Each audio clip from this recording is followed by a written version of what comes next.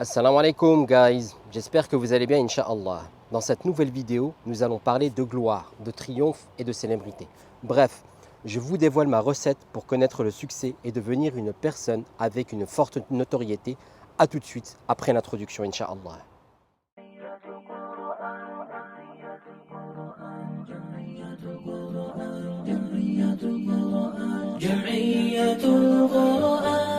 Il y a peu, il m'a été donné l'immense privilège de donner une intervention pour l'Institut en ligne d'enseignement des sciences islamiques MyDars sur le thème Al-Qur'an, source de toutes les sciences, que vous pourrez retrouver en cliquant sur le bouton Information juste ici. Au cours de celle-ci, je souhaitais montrer que les différentes sciences dans l'enseignement de la religion d'Allah avaient toutes pour base première l'étude du livre d'Allah. Et ce, que ce soit l'enseignement des disciplines comme la aqidah, la croyance, le fiqh, la jurisprudence, mais il en est aussi de même concernant l'étude de la sira, de la biographie du prophète alayhi salatu wassalam. Et si je fais cette vidéo aujourd'hui, c'est pour développer davantage l'idée selon laquelle l'origine de la mission prophétique et de la réussite prophétique est Al-Qur'an. Et donc que toi aussi, si tu veux connaître le succès ici-bas et dans l'au-delà, tu te dois de te concentrer sur Al-Qur'an. Remettons les choses dans leur contexte un instant si tu le veux bien. Mecca, cité de la péninsule arabique, sans grande valeur sur le plan mondial, hormis pour les quelques pèlerins qui y voyageaient chaque année. Et lorsque je parle de valeur, je ne parle bien évidemment pas de sa sacralité établie depuis l'établissement de la Kaaba par Ibrahim et son fils Ismaïl alayhim as-salam. Je parle de la valeur sur le plan politique et économique. Car rappelons-le, à cette époque il existe deux empires, l'empire perse en Orient et l'empire byzantin en Occident. Il est important de le rappeler pour comprendre que la péninsule arabique n'avait aucun intérêt, au point où ces deux empires ne s'y sont jamais intéressés. Car c'est vrai, lorsqu'on a un empire, on n'a qu'une volonté, c'est de l'élargir pour montrer davantage sa domination au monde, surtout lorsqu'on a une opposition telle que celle qu'il pouvait y avoir entre les Byzantins et les Perses. Et subhanallah, la péninsule arabique se trouve juste entre ces deux empires, et pourtant, aucun des deux n'a cherché à l'annexer, car c'était le désert tout simplement. On parle d'une époque où il n'y avait pas encore de pétrole, donc rien à en tirer. C'est donc dans cette ville de Mecca que Mohammed ibn Abdillah est né. Il s'agissait d'un arabe, né dans une ville avec un patrimoine religieux, comme d'autres villes pouvaient avoir cette même reconnaissance à cette époque. Il était issu d'une famille reconnue. Il était également reconnu pour son noble caractère, sa loyauté, au point où il portait le titre de Sadiqul Amin, le digne de confiance. Et il était analphabète. À la base, sa vie était tout à fait normale et similaire à n'importe quel autre citoyen de Mecca, excepté le fait que lui ne s'est jamais donné au shirk. En effet, lorsqu'on étudie sa vie, on se rend compte que certains signes, certains éléments et certains événements étaient une sorte de préparation de la part d'Allah subhanahu wa ta'ala à la mission qui allait être la sienne. Des événements tels que la première ouverture de sa poitrine par Jibril alayhi salam alors qu'il était un enfant en bas âge, afin de lui retirer ce caillot de sang que nous avons tous et qui est considéré comme l'emprise de Shaitan sur les êtres humains. Un récit que vous pourrez retrouver avec plus de détails dans le Nectar cacheté.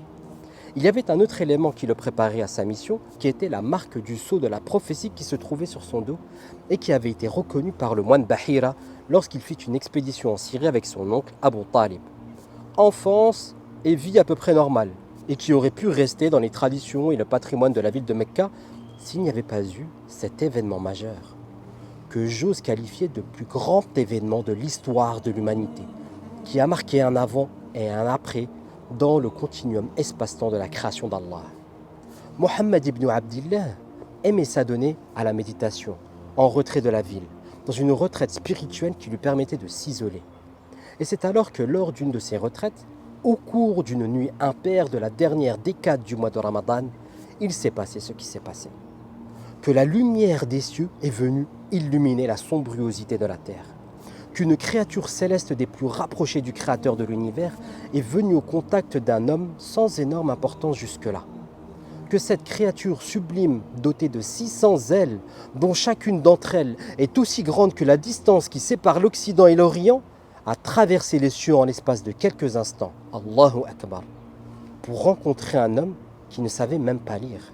Qu'un être qui existait bien avant la création du père de l'humanité, Adam, sans aucune passion, sans aucun péché, avec une seule mission qui consistait à obéir à son Créateur, pour rencontrer un homme dont la vie est délimitée par les faiblesses et les besoins d'un être humain tels que manger, dormir, respirer pour enfin mourir.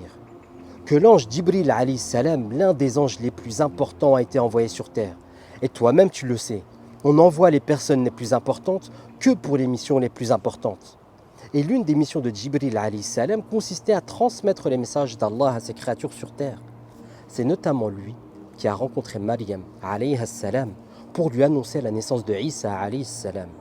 C'est également lui qui était chargé de transmettre le Coran. Il est pour ainsi dire le messager du ciel. Et à ce moment-là, Mohammed ibn Abdillah ne le savait pas encore. Mais il allait passer en l'espace de quelques instants du statut de Mohammed ibn Abdillah, simple citoyen de Mecca, au statut de Mohammed Rasulullah, Mohammed le messager d'Allah pour l'humanité, sans barreaux, sans barrières, sans frontières, et ce pour l'éternité. Mais au-delà de la rencontre entre Djibril, le messager du ciel, et le prophète Mohammed alayhi salatu wassalam, le messager de la terre, que s'est-il passé? Eh bien, le prophète Mohammed alayhi salatu wassalam a reçu le message de son Seigneur pour l'humanité. Il a reçu la parole d'Allah, il a reçu Al-Qur'an, et à partir de ce moment-là, sa vie a changé, et il est devenu l'homme sur qui nous prions, et à qui nous présentons nos salutations à chaque fois que nous prononçons son nom, alayhi salatu wassalam. Et dans le monde dans lequel nous vivons, à l'époque où nous vivons, nombreux sont ceux qui recherchent la gloire, le succès, la célébrité et les honneurs, au prix parfois de leur éthique, de leur morale et de leur éducation. Hélas, tout ça pour chercher par être validé par plus grand, plus important et plus haut que soi, par des influenceurs, des rappeurs, des footballeurs et autres. Mais s'ils sont en effet plus grands, plus importants et plus hauts que toi, ils ne seront jamais, jamais, jamais plus grands, plus importants ou plus hauts qu'Allah subhanahu wa ta'ala, qui lui est beaucoup plus accessible que tous ces personnages inabordables et inhospitaliers.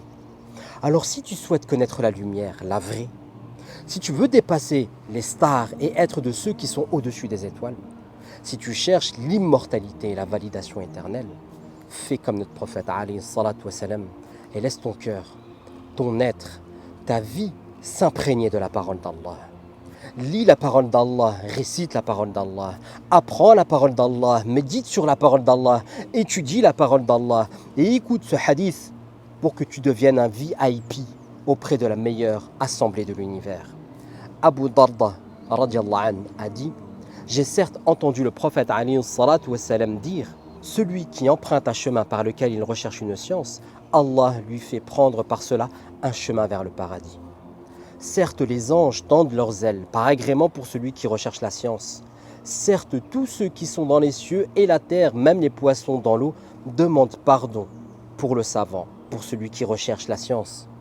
C'est pourquoi je t'invite aujourd'hui, bi'idhnillah, à commencer ton cheminement vers le livre d'Allah, afin de connaître les plus beaux honneurs de la part du Seigneur de l'univers, en téléchargeant notre e-book gratuit, 7 étapes avant de commencer ton périple avec le Coran, dont tu trouveras le lien dans la description de cette vidéo.